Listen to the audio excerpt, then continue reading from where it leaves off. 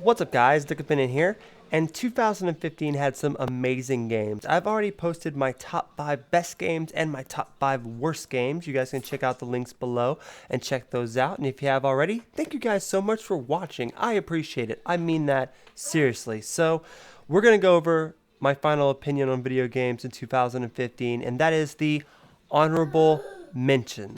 Now these are games that I liked, but they just weren't good enough to make the top of the top, and they definitely weren't bad enough to make the bottom of the bottom. They were just good enough to have a mention at the end of the year and say, I like this.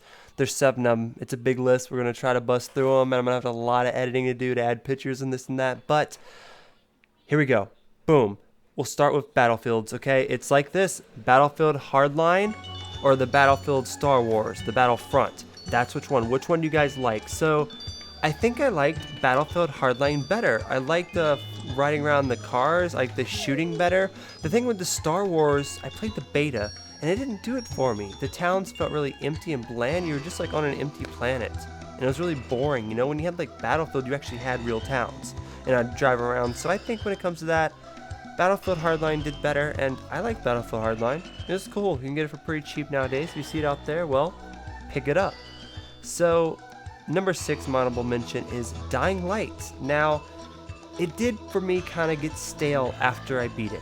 I enjoyed it until the end, but when I beat it, I was done with it. It kind of felt too much like Dead Island, but the whole way through it, I loved the game. Dying Light was really, really fun. And if you guys can find it on the cheap, it is a really cool open world first person zombie survival done correctly.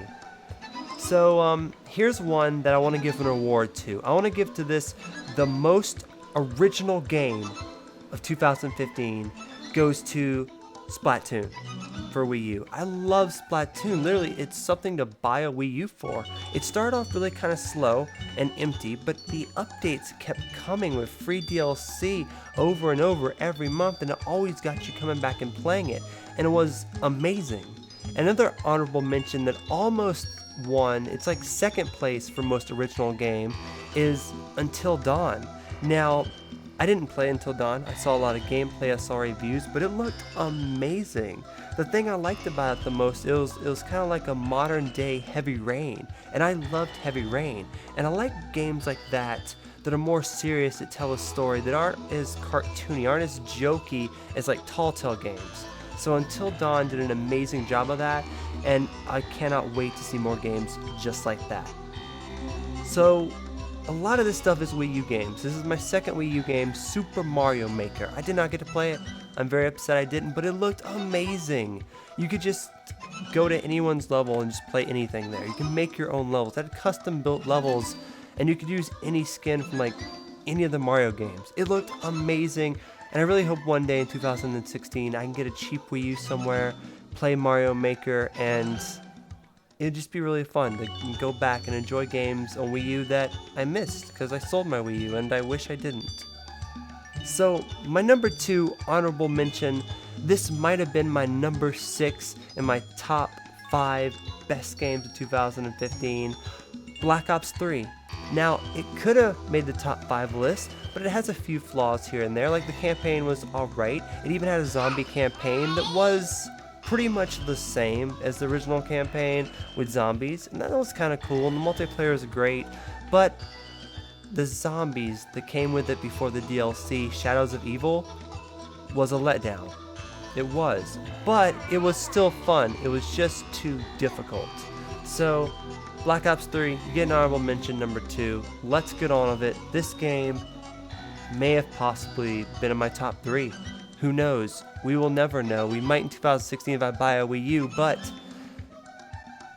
Exoblades Chronicles X and the Exoblades for 3DS. These two games, like the one for 3DS was really good.